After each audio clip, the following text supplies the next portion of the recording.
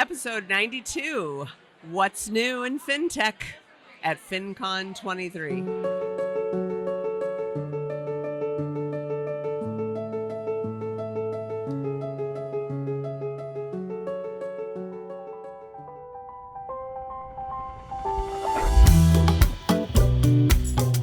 Welcome, fellow STEM enthusiasts, to the STEM Southwest podcast, your source for all things science, technology, engineering, and mathematics. This podcast is designed to create STEM connections, cohesion, and elevation. This is a place where STEM enthusiasts gather to learn about some amazing STEM rock stars and activities of the Southwest and beyond that are impacting the world. If you have longed to be united with your fellow STEM nerds, then you've found your people here at STEM Southwest. And now, here are your hosts, Bob and Shelley. Hey everyone, this is Bob. And I'm Shelley. Together we are STEM Southwest. Well, it is exciting, and if you can't hear, a little loud because we are somewhere very, very special. We are back at FinCon 2023 in New Orleans, baby. So, Bob just wrapped up an interview with Moo, which you will hear more about. Actually, it was with Russell Faigen, who is with Moo. They can see Moo behind you. It's an interesting, more than an interesting trade product that I'm going to encourage all of you to take a look at. I plan to be downloading it during this conference. We are excited today in particular because not only have we had an opportunity to interview Russell, but in less than 2 hours, we will be at the FinTech competition where it is 6 finalists for the competition. They will give their 3-minute pitch. There will be some Q&A, and it is our hope to pull a couple of those folks in for interviews as well. So to give you more exposure to the things I love most, money and FinTech together. So yes, so for our STEM Southwest podcast listeners and viewers, we're just super excited to share with you, like we do each year, about the things that we learn here at this conference and the people that we meet and the amazing lineup of schedule. I'm holding my name tag because on the back of our name tag is our schedule. And so we're just getting started, but we've got a lot planned to share with everyone in our audience because we know you care about money. We know you care about technology, and there is no better place where money nerds unite than at FinTech, yeah? Yes, and I've got a non-STEM related story. Just having friends and people we've connected with over the years here. Balloon Fiesta, we have spoken about that during our podcast. It's a very exciting time for us. And we had friends that traveled through, the Pioneers, and they were so gracious enough to transport a bunch of beer down here to New Orleans because our other friends, Matt and Joel from How to Money, they open up their episode and end it by picking a select brand of beer. And so last year we brought a bunch of beer here from New Mexico, and we brought some more this year so they can have a taste of a beer they don't get. To highlight some of those special friends of ours back home in the Southwest who are making incredible brews, right? Yes, absolutely. Yes, last year they tried a whole variety of Bosque brewing. Except in full disclosure, the pickle beer did not go over well with them. But other than that, all the beer was well received. I can't imagine why not. It was a novelty I gave them just to see how the reaction. Obviously, absolutely. And this year, what are we supplying to them? It's a a la carte menu. So several breweries from Southwest Albuquerque and surrounding areas. And we'll see how they respond to that. And they were so gracious last year. They actually spoke about the various brews we brought them, and I hope to hear more about New Mexico over the airways from them. And we might have to have a special episode to introduce our friends, the Pioneers. Absolutely. Jess and Corey, really to our people. Audience, because they are unofficial Southwesterners now that they've worked at 3 a.m. at a balloon fiesta. They also live an interesting lifestyle. We can say they use a little engineering and math to redo their van, where has allowed them to travel around the country. Absolutely. And it's an amazing setup, and I'm starting to think things. Maybe it's something we need to have in our driveway as well. I see STEM Southwest podcast camper van in our future. Yeah, we're going to have a discussion about that one. Is there anything else you want to share about FinCon and all that? It's just been great to run into and talk with so many amazing people and friends that we've made here. The last 5 years have been incredible, and just an amazing group of content creators and influencers that are making a difference all around the world. Before we came down for the interview, we were at a main stage event we call the Next Big Idea, and we really took away some important tidbits from there. And actually one of the speakers, Paula Pant from How to Afford Anything, spoke about artificial intelligence and how to integrate it, and that we are basically the curator of AI, and that's what the uniqueness we bring to it. Also that we bring networking. We get to know people that AI can't do. So she touched my heart with her statement that you don't have to be afraid. You should make AI your collaborator and your co-creator, or your next employee, not your competitor. And that is so fantastic. That's how I see AI. And I know a lot of people have so many fears about AI. Well, and one of the people from the stage said that we're always afraid of the unknown. And that's happened over history. The elevator operators were all worried about losing their jobs. Paula talked about newspapers were worried in 2005 because all of a sudden Craigslist was taking over classified ads. So it's, the fear of the unknown, but once you kind of become more comfortable and you start seeing the opportunity versus the negativity and how it's going to, it can have an amazing result. Yeah. Well, there is no doubt it's going to change things. Right. But can we change with it to make ourselves a better version? And that's the whole platform, that be greater than average, right? Like, we must continue growing and learning and building. Although we do need to be cautious, because many of you may have heard about the Tom Hanks episode. I don't know if you're familiar with that.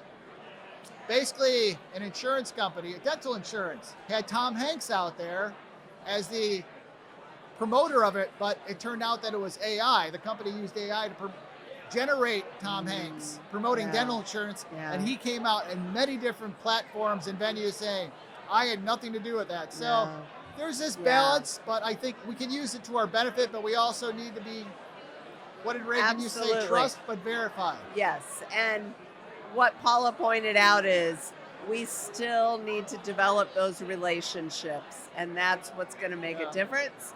So we're glad you're here in relationship with us at STEM Southwest Podcast, and we look forward to sharing more.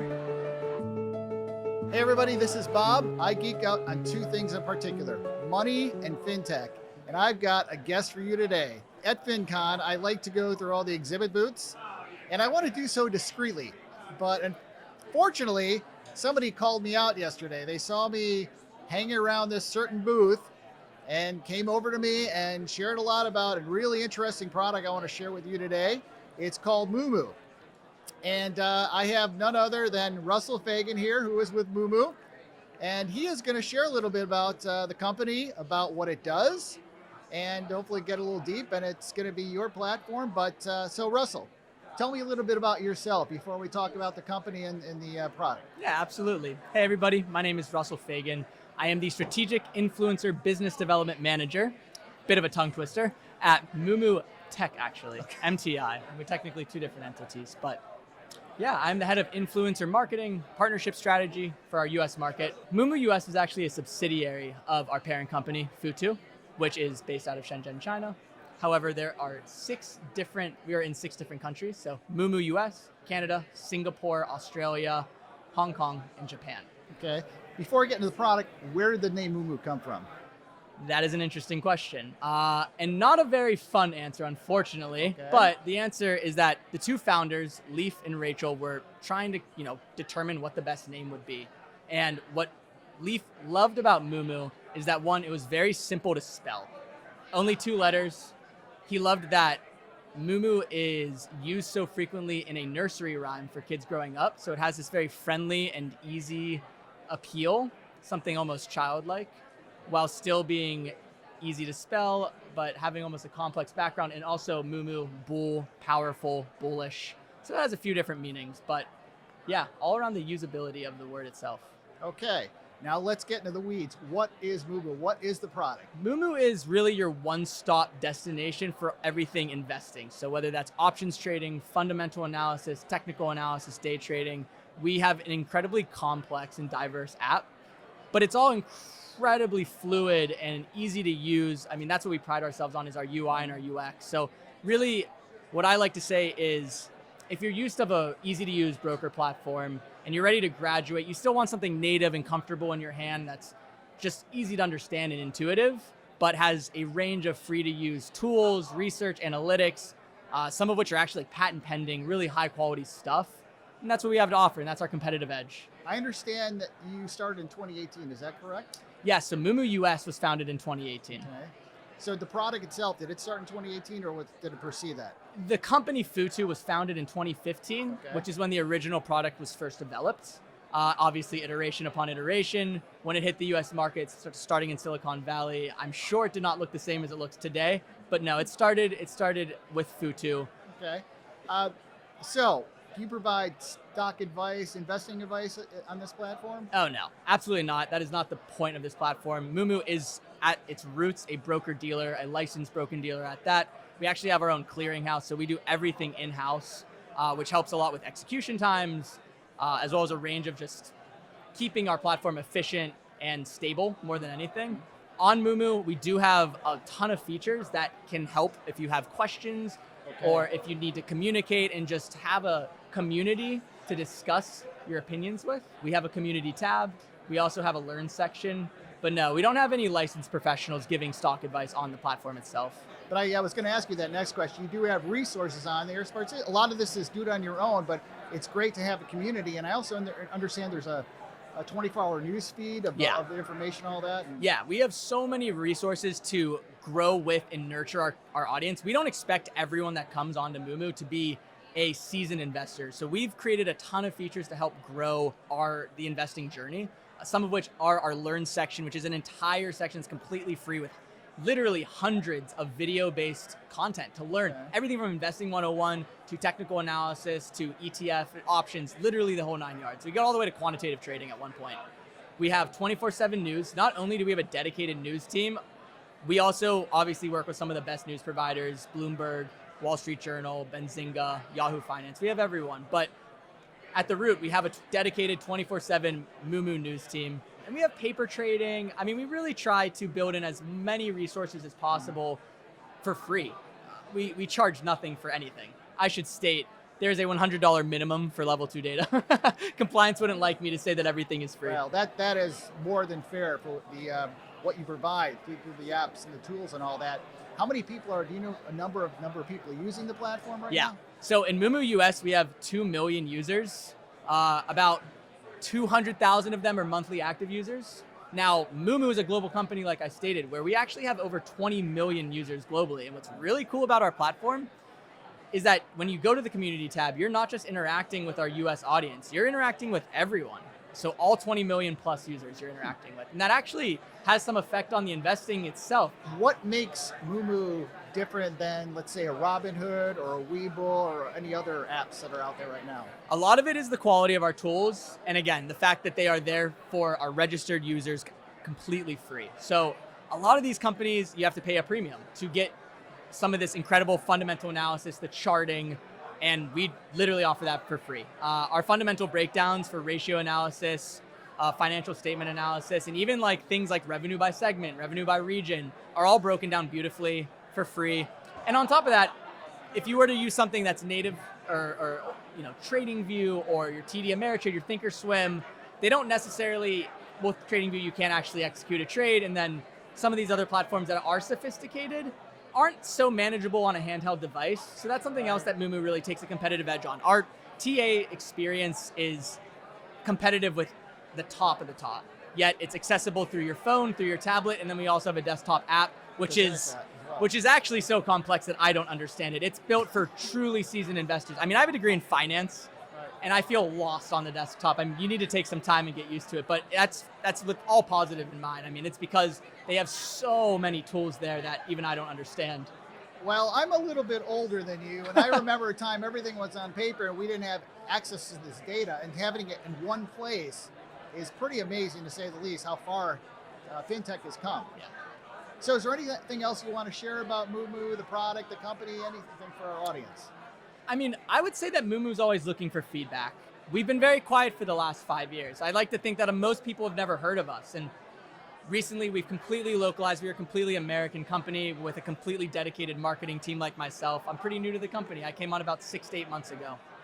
So we're always looking for feedback on how we can create a better platform. I mean, our goal is to be the next big brokerage, and we have all of the resources to do that. Really, all that can make us better is learning from the community that is our Moomoo customer base. So it's not so much that I want to share any more perks, because I think we have an insanely powerful platform, and anyone that goes to our website will see that.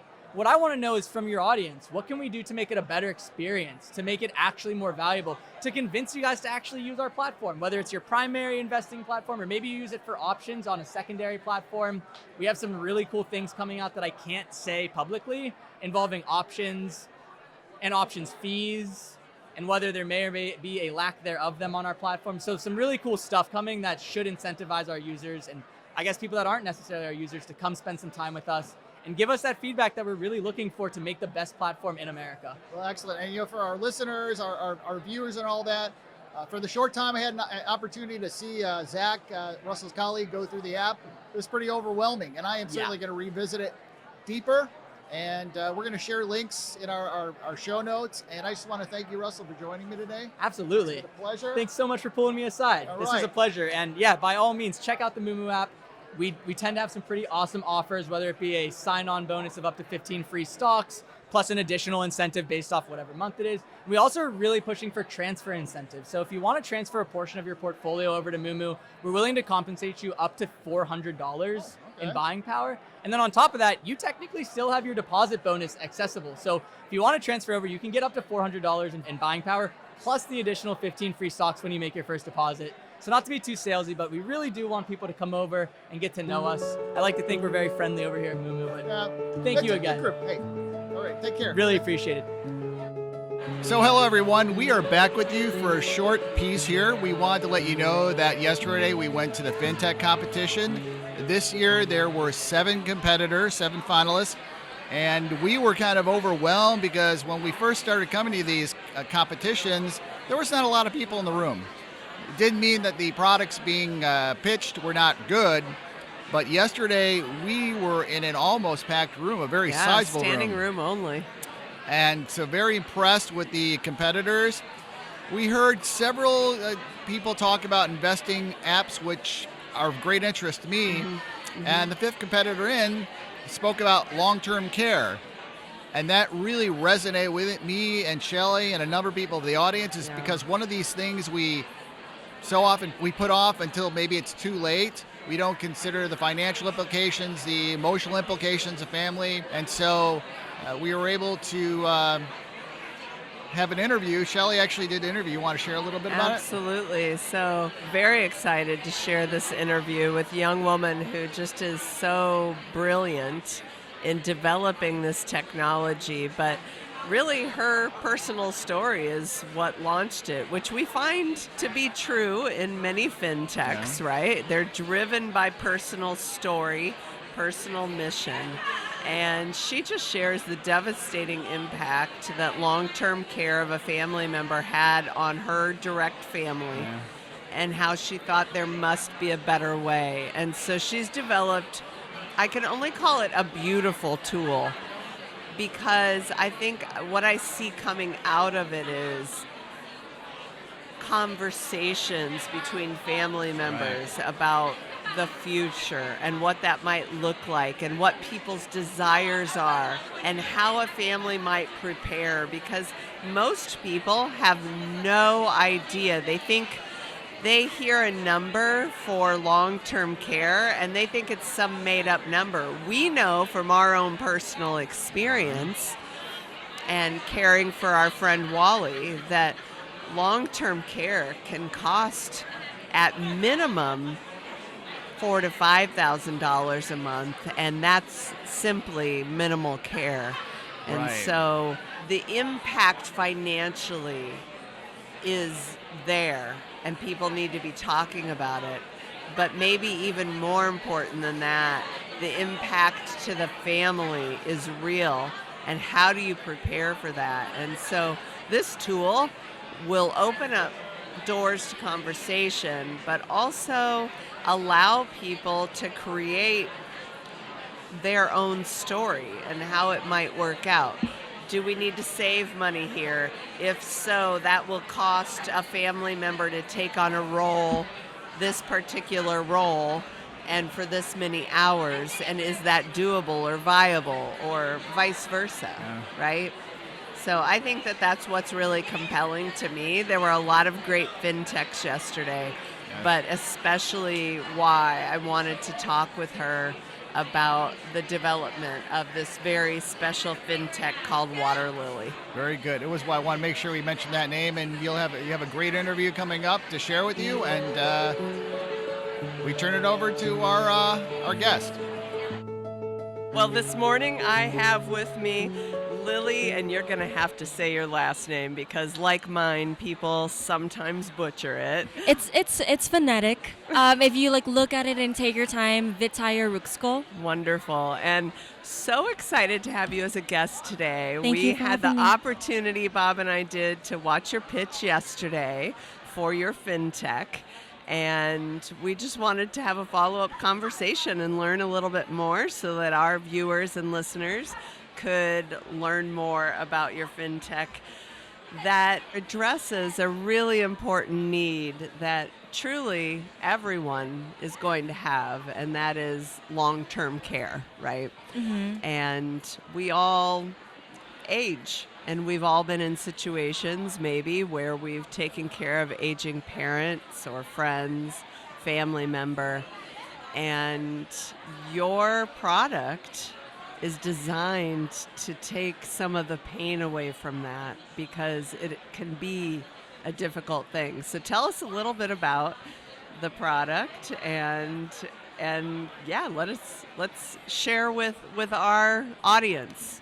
Absolutely. I think first and foremost, I'm a very problem first sort of person. So the reason why I started the company Water Lily is to focus on the problem of how can we help families mitigate the devastating effects of caring for aging loved ones. And so the way we do that is we actually help motivate families on the importance of it before it is actually too late. And so we use machine learning and AI as a way to give the family a sneak peek into what the exact cost and care trajectory of long-term care is going to look like for them 20, 30 years down the line, because it is an insanely expensive event. It's a 6-digit figure, which no one ever knows about or thinks about. It's true.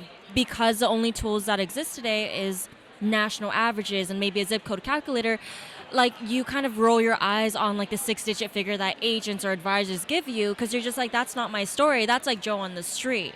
Right. It doesn't feel real. Yes. But along with the AI and the data that you've put into this piece of tech, it allows this kind of real-time generation.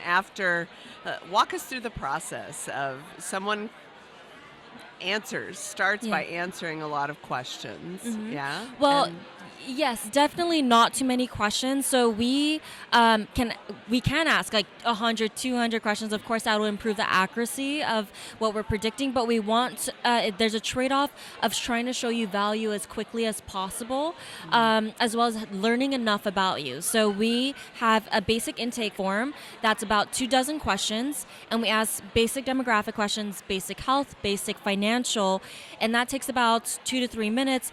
And with that, we automatically run your data through our AI models, and within 15 seconds, we actually build out your story around long-term care.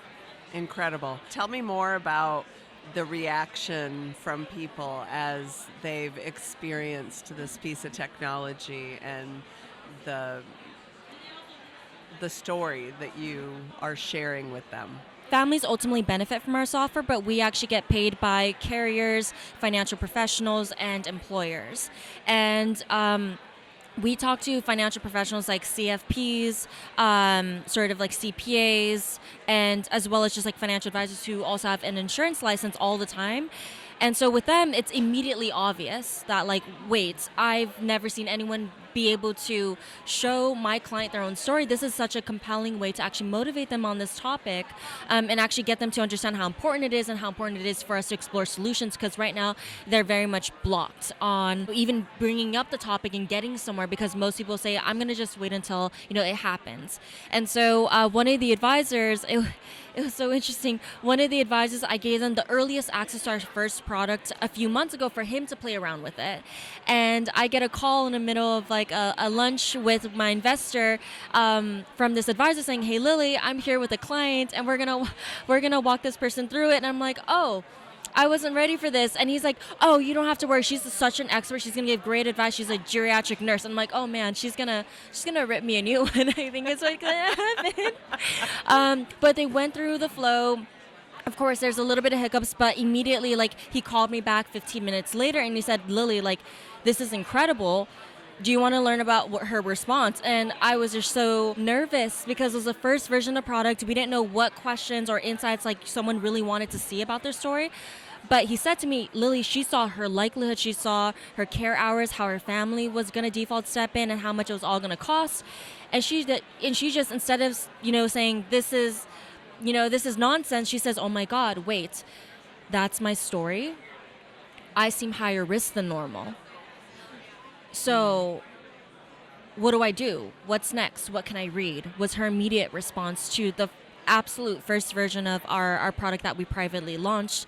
And since then, we've only been getting really thoughtful feedback from like both advisors who are also trying it out with their clients. We've yet to hear a case of when someone said, that's not my story. Which is for us like kind of the dream of building this sort of product, is like people are actually being motivated by it and they want to do something here. Right. Because the piece is, it doesn't just give you this data and tell you, here's what's going to happen. Explain, if you would, like it gives options, right? Yes. People can go in and say, I don't want my family to have to fill this need, or I have a family that can fill this particular need or this role, and so that might negate other things. So tell us a little bit about that. So that's the part that I am actually the most excited by. It's not so much the AI to tell your original story, but it's more about what can you do now, and how do you want to have more control over how you age, or how, how can you listen to how your parents actually want to age? So what can we open up and give them more control over? And so we show them their original story as a way to potentially show them, do you want your daughter to step in for 2,000 hours of your care? Do you want your spouse to step in for, 3,500 hours of your care? Because she might be half your size and she might not be able, and she might be a lot more frail in the future. So it might not make the most sense. Maybe it's better if she took on a different caregiving role. And so we lightly show your story for you to actually tell us, what do you see as problems with your own story? We're not going to assume it. We're not going to tell you, oh, your family has to step in, or no, definitely a professional has to step in. We tell you unbiased facts about what that'll look like, and we want to hear your reactance to it, and then give the advisor the ability to change that trajectory. Whether if it's too expensive for the first time ever, we could actually drive down the cost. And we give you instructions of like, okay, if it's $350,000 for your care, and someone says, there's no way I could afford that, like, I get what's going into there, and I just like, I have no like reserves to actually like even think about that problem. We're like, okay, great. Well, for the first time, it's great that you responded in that way. And honestly, because we could do something about that. Right. We could drive down that cost as low as you possibly want it by telling you how that affects your, care options or care preferences to have it at a more affordable rate. Or if you don't want to involve your children, then we actually give you the ability to very easily shift like the 500 hours with the children over to a professional, and we dynamically update the net cost of care. So we could say, are you okay with this trade-off happening? And so it's about Right. always about being honest with, what your data looks like. How can it what are your preferences? What do you want to do about it? And we're just here to help guide you through that Yeah. process. I love that it's a means to have some of these very hard discussions, I think, for families, right? In a very non-emotional kind of way. Like, here's the information. Let's make some decisions about what's best for our family and for people individually. And so that's such a beautiful thing. You're doing amazing work. Before we wrap up, I just want to hear your story, just a little bit about you and how you got here. And it's great that we can use tech to solve problems. I wore my Girls into Tech t-shirt today in honor of you, because I know we don't have enough women in tech, and doing this sort of work, understanding this kind of work, and really making a difference. And so tell us a little bit about your story. I have personal experience on this topic. I otherwise would not actually even be kind of like in this space, because it's hairy, it's complex, it's hard. And the part that really motivated me to realize I should actually focus on this problem was because I personally experienced it myself with my own household. That made me realize this is nothing short of an incredibly brutal experience. In my case, my aunt, who lived under the same household as us, helped raise me like my second mom. She was diagnosed with terminal stage colon cancer. And so for a little over 2 years, we navigated her care. We stepped in physically in ways that we didn't expect. Every single one of us. She was also one of our breadwinners, and our family actually had to step in her place to actually take on, like, financially taking care of the family. And that's just separate from how financially devastating it was for us to take on those treatments or those additional, like, care resources that doctors didn't even tell us about. But the worst part that made me pivot my career, because I was previously in aerospace, I was fast-tracked there when I was a lot younger, was the amounts of broken family relationships that actually came from this topic that made it so real for me. Every single person in our family had such a strong opinion about what the best form of care for her would look like, but we never talked about it previously. And so what it was just a very highly emotionally charged environment where we weren't getting any key decisions done, and of the ones that were made, it was not well supported and stressful. So that's what made me pivot my career from aerospace when I was a lot younger into healthcare. I kept my technical background in machine learning and AI. I went to Berkeley, and I realized, as much as I'm reducing disparities in the healthcare space, like what I experienced, I realized not every family is going to go through a cancer diagnosis, but all the key themes of the physical burden, financial devastation, and broken family relationships was something every single household was going to go through when it comes to aging. Yes, absolutely. Well, and your story just resonated with me, and I shared that our family did the same. We took in a non-family member, actually, who had been a longtime friend suffering with Parkinson's disease. And while I felt we were well equipped in terms of our household and the number of people available to help care, it still is such a very difficult burden. And it does put a burden on your family that can, I think someone shared with me last night at dinner, we were talking about how caring for another in that way can actually take years off of your own life just because of the physical and mental and emotional exhaustion. And so, wow. Anyway, using the forces of tech for good, just big applause to you. Thank you. And I look forward to finding out Saturday that you're one of the winners. I might have voted for you. So we're so glad to have met you here at FinCon, and wish you luck. And our community, if there's a way that you want to get a hold of Lily, we'll put your contact information in our show notes, and people can reach out and learn more. What's next? Like, what's the next one big thing, a way that our community could help you?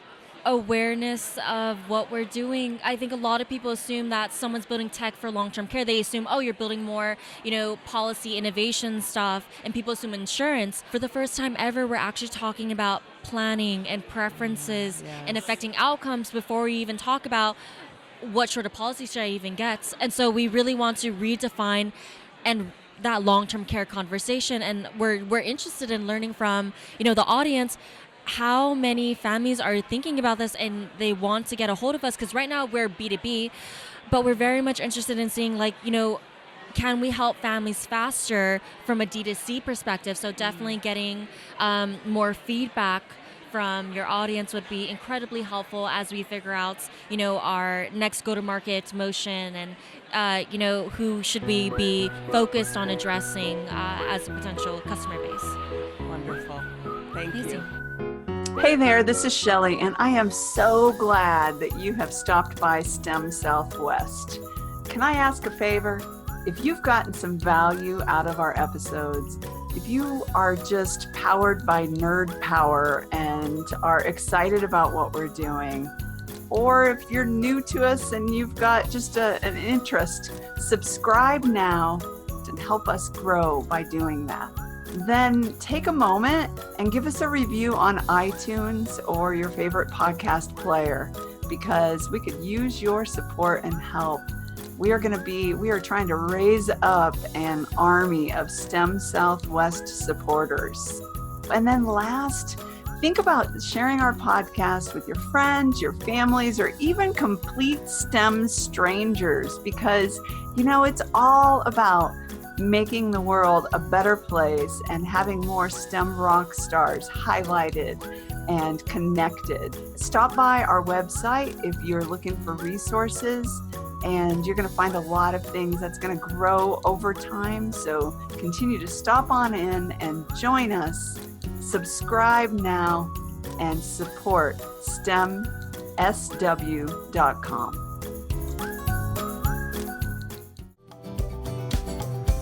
You've been listening to the STEM Southwest podcast. Nerd on, fellow STEM nerds.